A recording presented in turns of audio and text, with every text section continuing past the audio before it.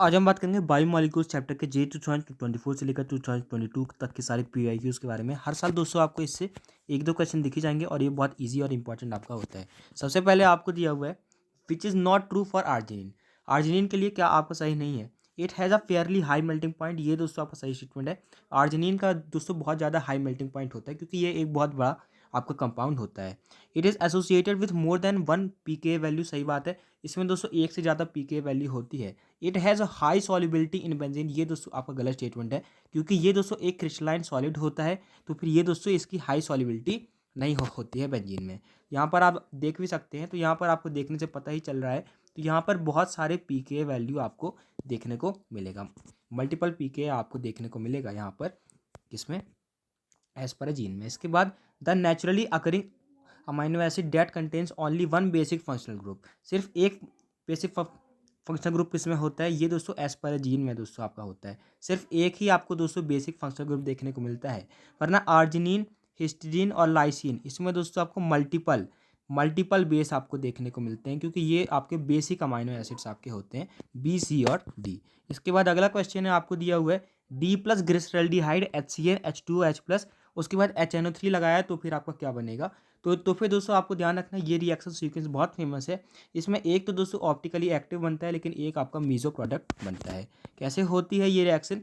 HCl में डालूंगा दोस्तों तो यहाँ पर दोस्तों आपका ये बन जाएगा, यहाँ पे CHO की जगह Cl लग जाएगा और साथ में इसका एक और आइसोमर दोस्तों आपका यहाँ पर बन जाएगा। तो इसका अगर मैं दोस्तों करवाऊंगा तो ये दोस्तों आपका ऑप्टिकली इनएक्टिव निकलेगा, लेकिन दूसरे दोस्तों आपका ऑप्टिकली एक्टिव आपका निकल जाएगा, ध्यान रखिएगा। इसके बाद the one that does not stabilize 2 degree and 3 degree structures of protein. कौन दोस्तों स्टेबलाइज नहीं करता है? तो SS लिंकेज। तो SS लिंकेज दोस्तों आपकी स्टेबलाइज करती है। SS लिंकेज स्टेबलाइज करती है, वांडरवाल फोर्स आपकी स्टेबलाइज करती है और H बॉन्डिंग आपकी स्टेबलाइज करती है। O लिंकेज आपको ज़्यादा नहीं मिलेगी प्रोटीन्स में, इसीलिए ये दोस्तों आपकी स्टेबलाइज नहीं करती है। इसके बाद यहाँ पर दोस्तों आपको दिया हुआ है ग्लूटामिक एसिड और ग्लूटामीन और टायरोसिन और ट्रिप्टोफैन। आपको वन लेटर कोड आपका बताना है। तो दोस्तों आपको ध्यान रखना है ग्लूटामिक एसिड का आपका ई आपका लेटर कोड होता है और यहाँ पे ग्लूटामीन का दोस्तों आपका होता है ये वाई। इसके बाद दोस्तों टायरोसिन का दोस्तों यहाँ पर होता है आपका डब्लू और ट्रिप्टोफैन का आपका होता है क्यू। तो ये आपको जो ऑर्डर से ध्यान ध्यान रखना है उनका जो आपका वन लेटर कोड है। इसके बाद सल्फर कंटेनिंग अमाइनो एसिड कौन सा होता है? तो दोस्तों सल्फर कंटेनिंग कौन सा होता है? एक तो आपका दोस्तों सिस्टीन होता है, एक सिस्टीन होता है और एक दोस्तों आपका मिथायोनिन आपका होता है सल्फर कंटेनिंग अमाइनो एसिड। वैसे तो टायरोसिन में भी आपका सल्फर पाया जाता है, तो बी और डी आपका हो जाएगा। यहाँ पर आप देख भी सकते हैं सिस्टीन आपको दिया हुआ है तो सिस्टीन में नहीं है, लाइसिन में भी नहीं है, मिथायोनिन में आपका है और ऊपर भी है, ऊपर भी आपका सल्फर दिख नहीं रहा है अभी। इसके बाद दोस्तों आर्जिनिन, एस्पार्टिक एसिड, एस्पाराजीन और एलानिन। तो एस्पार्टिक एसिड तो इसमें दोस्तों डी आ रहा है, तो इससे आप याद रख सकते हैं बी का आपका वन हो जाएगा। आर्जिनिन में दोस्तों आपका आर हो जाएगा क्योंकि आर से आप इसको पढ़ना शुरू कर रहे हैं। एलानिन से आपका ए आपका आ जाएगा। एस्पाराजीन में आपका एन आपका आ जाएगा। इसके बाद दोस्तों अगला आपको दिया हुआ है सुक्रोज आपको ग्लूकोज और फ्रक्टोज देता है। सुक्रोज आपको ग्लूकोज और फ्रक्टोज देता है, तो फिर दोस्तों क्या बनता है? तो ये कौन से आपके एंजाइम से होता है? इन्वर्टेज से आपका होता है। ग्लूकोज इथाइल अल्कोहल और CO2 आपको देता है, तो ये हम कौन सी रिएक्शन करवाते हैं? जाइमेज, और ये पहला एंजाइम ये था जिसको डिस्कवर किया गया था। इसके बाद स्टार्च, स्टार्च आपका दोस्तों माल्टोज बनाता है, डायस्टेस एंजाइम यूज़ करते हैं। प्रोटीन्स अमाइनो एसिड बनाते हैं पेप्सिन एंजाइम का यूज़ करके। इसके बाद alpha hello carboxylic acid on reaction with dilute NH3 gives good yield of alpha amino carboxylic acid, whereas the yield of amines is very low when prepared from alkyl halide। सही बात है। अगर दोस्तों हम alkyl halide से बनाएंगे और दोस्तों हम RC double bond OX alpha hello carboxylic acid से बनाएंगे तो एसिड आपके ज़्यादा रिएक्टिव होते हैं, तो ये दोस्तों आपको ज़्यादा अच्छी यील्ड आपकी देंगे। तो असर्शन तो ट्रू है। अमाइनो एसिड एग्जिस्ट है ज्यूटेराइन। सही बात है, अमाइनो एसिड दोस्तों ज्यूटेराइन के रूप में एग्जिस्ट करते हैं एक्वस मीडियम में, तो और अच्छी रिएक्शन होगी। तो इसमें असर्शन रीजन ट्रू है और वो दोस्तों एक्सप्लेन भी आपका कर रहा है। इसके बाद अगला क्वेश्चन यहाँ पर आप देख भी सकते हैं। अगर मैं दोस्तों NH3 के साथ करवाऊंगा तो फिर मेरे को अगर अल्फ़ा हेलो है तो अल्फ़ा हेलो में दोस्तों गुड यील्ड मेरे को मिलेगी, और यहाँ पर दोस्तों क्योंकि वो आपका ज्यूटेराइन के रूप में एग्जिस्ट कर रहा है इसीलिए। इसके बाद यहाँ पर दोस्तों आपको बताना है इसका 6 मेंबर दोस्तों कैसे रिप्रेजेंटेशन होगा। तो यहाँ से दोस्तों आप वाटर निकाल देंगे, यहाँ से दोस्तों आप वाटर निकाल देंगे, यहाँ पर सी डबल बॉन्ड ओ होगा और यहाँ पर ओ एच होगा, तो हम यहाँ से वाटर निकाल देंगे और यहाँ पर ये दोस्तों कुछ आपका ऐसे बन जाएगा। यहाँ पर आपका ओ एच रहेगा, यहाँ पर आपका ओ एच रहेगा, ओ एच रहेगा। तो यहाँ पर आपको सिर्फ ये देखना होता है कि यहाँ पर ओ एच ऊपर ऊपर है, यहाँ पर ओ एच आपका नीचे है। तो ये दोस्तों आपका हो जाएगा। CH2OH को हम ऊपर रखते हैं क्योंकि इसका मॉलिक्यूलर वेट आपका ज़्यादा होता है हाइड्रोजन से। इसके बाद मॉलिक्स टेस्ट कौन देता है? कार्बोहाइड्रेट्स देते हैं। ब्यूरा टेस्ट कौन देता है? पेप्टाइड देते हैं। कार्बिल अमीन टेस्ट क्या होता है? ये CH3Cl3 और KOH, तो इसको हम हमारे प्राइमरी अमीन देते हैं। स्किफ टेस्ट को दोस्तों आपके एल्डिहाइड्स देते हैं। इसके बाद ketose give Seliwanoff test faster than aldose. ये दोस्तों आपका सही स्टेटमेंट है। दोस्तों सही स्टेटमेंट है कि यहाँ पे जो कीटोज हैं वो दोस्तों सेलिन वन ऑफ टेस्ट आपका दे देते हैं, जिसमें दोस्तों रेसोर्सिनॉल का यूज़ किया जाता है। रेसोर्सिनॉल का यूज़ किया जाता है, चेरी रेड प्रेसिपिटेट बनता है। इसके बाद है ketoses use beta elimination followed by formation of furfural. ये दोस्तों आपका गलत बात है। यहाँ पर क्या बनता है? 5-मिथाइल हाइड्रोक्सी फुरफुराल बनता है।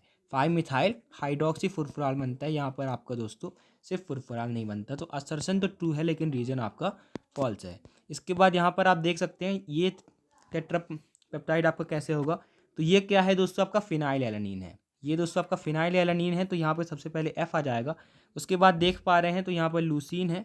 उसके बाद दोस्तों यहाँ पर ग्लूटामिक एसिड है और यहाँ पर दोस्तों यहाँ पर आपको टायरोसिन भी देखने को मिल रहा है।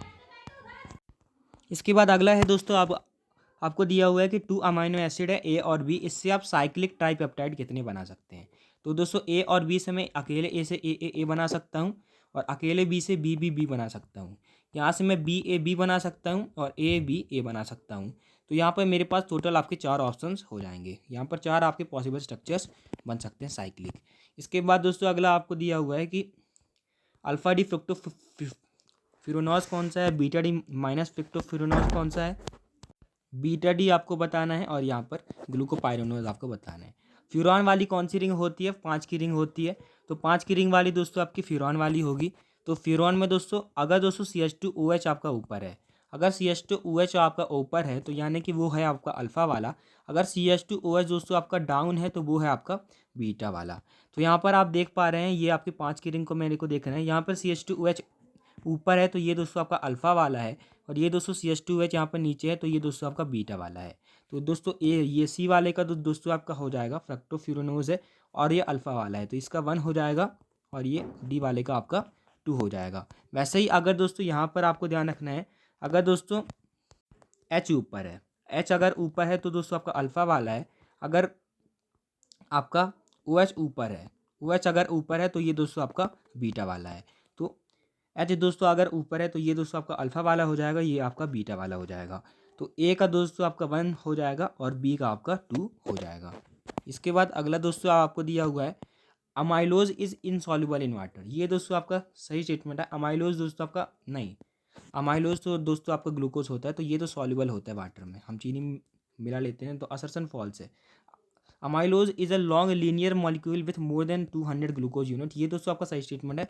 अमाइलोज दोस्तों आपका एक लीनियर मॉलिक्यूल होता है, लेकिन जो आपका अमाइलोपेक्टिन होता है, अमाइलोपेक्टिन ये दोस्तों आपका क्या होता है? ब्रांच्ड होता है। अमाइलोपेक्टिन ब्रांच होता है और अमाइलोज आपका सीधा होता है। Fructose HCN H3O plus NaBH4NHI phosphorus. तो ये जो आपका दोस्तों फ्रक्टोज है C6H12O6 ये इसका फॉर्मूला होता है।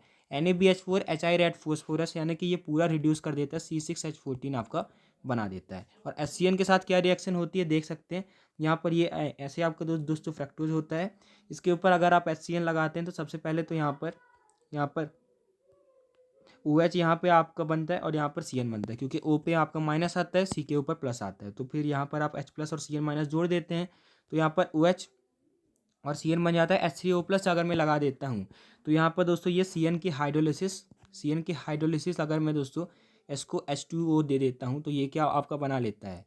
आपका ये दोस्तों एसिड बना लेता है। ये दोस्तों आपका एसिड बना लेता है तो CN का आपका COOH आपका बन जाता है। तो इसका क्या फॉर्मूला आपका बनेगा? C7H14O8 ये आपका दोस्तों बन जाएगा। इसके बाद अगला क्वेश्चन आपको दिया हुआ है ग्लूकोज प्लस HI। तो HI रेड फॉस्फोरस क्या करते हैं? इसको डायरेक्ट रिड्यूस करके हेक्सेन बना देते हैं और यहाँ पर एसिटिक एनहाइड्रेट के साथ दोस्तों आपका बनता है पेंटा एसीटेट और ग्लूकोज Br2 वाटर के साथ बनाएगा यहाँ पर ग्लूकोनिक एसिड और HNO3 के साथ सक्कारिक एसिड। यहाँ पर आप देख भी सकते हैं, यहाँ पर आप देख भी सकते हैं बहुत सारी रिएक्शन आपको दी हुई है। जो आपके Br2 वाटर के साथ बनेगा ग्लूकोनिक एसिड, टॉलेंस के साथ यहाँ पर ये आपकी रिएक्शन दे देगा, फैलिंग के साथ ये आपकी रिएक्शन दे देगा, और यहाँ पर HNO3 के साथ दोस्तों ये आपका सक्कारिक एसिड बना लेगा रेड फॉस्फोरस HI के साथ हेक्सेन, और यहाँ पर CH3 डबल बॉन्ड OCl के साथ आपका पेंटाएसिटेट, और NH2OH के साथ आपका ऑक्साइम, HCN के साथ साइनोहाइड्रिन, HiO4 के साथ यहाँ पर एल्डिहाइड और HCOH, क्योंकि ये आपका वो वाली रिएक्शन कर देता है हाइड्रोफॉर्म वाली। इसके बाद स्कीफ रिएजेंट, तो स्कीफ रिएजेंट दोस्तों आपका ये मौका बना लेगा NaHCO3 और NH3, तो इसमें दोस्तों कोई रिएक्शन आपकी नहीं होगी। इसके बाद दोस्तों a sugar x dehydrates very slowly under acidic condition to give furfural which on further reaction with resorcinol gives a colour product. तो यहाँ पर ये कौन करेगा दोस्तों, आपका एल्डोपेंटोज ये दोस्तों आपके काम कर देंगे। कैसे, एल्डोपेंटोज है तो उसके ऊपर मैं H+ डालूंगा, तो यहाँ पर दोस्तों ये बन जाएगा, फुरफुराल आपका बन जाएगा, और इसके ऊपर अगर मैं रेसोर्सिनॉल डाल दूँ तो ये दोस्तों मेरा चेरी रेड प्रेसिपिटेट बन जाएगा। चेरी रेड प्रेसिपिटेट मेरा बन जाएगा सेलिमवेनॉफ टेस्ट का। इसके बाद एनिमल स्टार्च, और दूसरा किसका नाम है, तो एनिमल स्टार्च दोस्तों हम ग्लाइकोजन को कहते हैं, क्योंकि ग्लाइकोजन आपको ध्यान रखना है ये आपके बॉडी में स्टोर होता है, इसलिए ये इसको हम एनिमल स्टार्च कहते हैं। जैसे स्टार्च स्टोर होता है वैसे ग्लाइकोजन भी स्टोर होता है। इसके बाद glycosidic linkage between C1 of alpha glucose and C2 of beta fructose. तो अल्फा ग्लूकोज और बीटा फ्रक्टोज C1 C2 की लिंकेज किस में होती है, तो C1 C2 की लिंकेज दोस्तों आपको मिलती है फ्रक्टोज में, दोस्तों आपको देखने को मिल जाती है। आपको C1 C4 देखने को मिलेगी माल्टोज में, और यहाँ पर आप देख सकते हैं लैक्टोज में भी आपको C1 C4 मिलेगी, अमाइलोज में आपको C1 C4 मिलेगी, मेल्टोज में C1 C4 मिलेगी, लेकिन C1 C2 आपको किस में मिलेगी, सुक्रोज में। इसके बाद दोस्तों डीनेचुरेशन ऑफ प्रोटीन के बाद क्या कौन सा स्ट्रक्चर बच जाता है, तो सिर्फ प्राइमरी स्ट्रक्चर आपका बचता है डीनेचुरेशन के बाद। इसके बाद अगला क्वेश्चन आपको दिया हुआ है कि the sugar produced after complete hydrolysis of DNA। तो यहाँ पर आपको ध्यान रखना है कौन सी शुगर होती है, पेंटोज शुगर होती है। तो पेंटोज शुगर में दोस्तों आपको पेंटोज शुगर आपकी बच जाएगी। इसके बाद the structure of protein that is unaffected by heating. Unaffected by heating कौन रहता है, आपका प्राइमरी स्ट्रक्चर आपका रहता है। इसके बाद दोस्तों sugar moiety in DNA and RNA protein respectively are. तो शुगर मोइटी इन DNA, तो शुगर मोइटी DNA में दोस्तों आपकी होती है βD2 डीऑक्सीराइबोज, और दोस्तों आपकी RNA में होती है βD राइबोज। इसके बाद अगला क्वेश्चन आपको दिया हुआ है कि when sugar x is boiled with dilute H2SO4 in alcoholic solution, A और B आपके बनते हैं। A ऑक्सीडेशन पे सक्कारिक एसिड दे देता है, और बी दोस्तों आपका लीवर रोटेटरी है। तो एक दोस्तों शुगर एक्स है, दो आइसोमर बनते हैं, तो ये आपकी शुगर एक्स कौन सी होगी, तो सुक्रोज होगी, क्योंकि माल्टोज तो नहीं होगा, लैक्टोज भी नहीं होगा, स्टार्च भी नहीं होगा। यहाँ पर दोस्तों आपको दो आइसोमर बनेंगे, एक आपका ग्लूकोज बनेगा D+, और D- आपका फ्रक्टोज बनेगा। ये दोस्तों माइनस वाला है, इसीलिए ये क्या है, लीवर रोटेटरी है, ये आपका लीवर रोटेटरी है। यहाँ पर ये दोस्तों नाइट्रिक एसिड के साथ सक्कारिक एसिड दे देता है, हमने अभी देखा था HNO3 के साथ, और यहाँ पर D- आपका क्या है, लीवर रोटेटरी है। इसके बाद स्टेबिलिटी ऑफ अल्फा हेलिक्स किसके ऊपर डिपेंड करती है, तो ज़्यादातर ये आपकी H बॉन्डिंग के ऊपर डिपेंड करती है। इसके बाद maltose has 2 alpha D glucose units linked at C1 and C4 and is a reducing sugar. सही बात है, सिर्फ आपकी सुक्रोज आपकी नॉन रिड्यूसिंग है, सुक्रोज आपकी नॉन रिड्यूसिंग है, बाकी सब दोस्तों आपके रिड्यूसिंग है। तो C1 C4 आपका दोस्तों अल्फा डी ग्लूकोज, ये दोस्तों आपका सही है। Maltose has 2 monosaccharide alpha D glucose and beta D glucose linked at C1 and C6। C1 and C6 आपका नहीं है, ये दोस्तों आपका C1 C4 पे आपका जुड़ता है, 2 अल्फा डी ग्लूकोज आपके जुड़ते हैं माल्टोज में। यहाँ पर आप देख भी सकते हैं C1 और C4 पे दोस्तों आपको ग्लाइकोसिडिक लिंकेज देखने को मिलती है। इसके बाद अगला क्वेश्चन आपको दिया हुआ है which one of the following is a water soluble. तो वाटर सॉल्युबल दोस्तों आपको ध्यान रखना है, फैट सॉल्युबल कौन से होते हैं, ADE के। तो ADE के जो हैं आपके फैट सॉल्युबल होते हैं। वाटर सॉल्युबल जो आपका एक्सक्रीट नहीं होता, NCERT में दिया हुआ है। विटामिन B12 दोस्तों आपका एक्सक्रीट नहीं होता। तो अगर आपको वीडियो अच्छा लगा तो आप चैनल को सब्सक्राइब कर सकते हैं, और JEE के PY को दोस्तों आप डिस्क्रिप्शन के लिंक से देख सकते हैं, जिसमें हमने केमिस्ट्री के और फिजिक्स के करवाए हुए हैं। Thanks for watching, keep learning. अगला वीडियो कौन से पे चाहिए जो बताइएगा। Thanks for watching.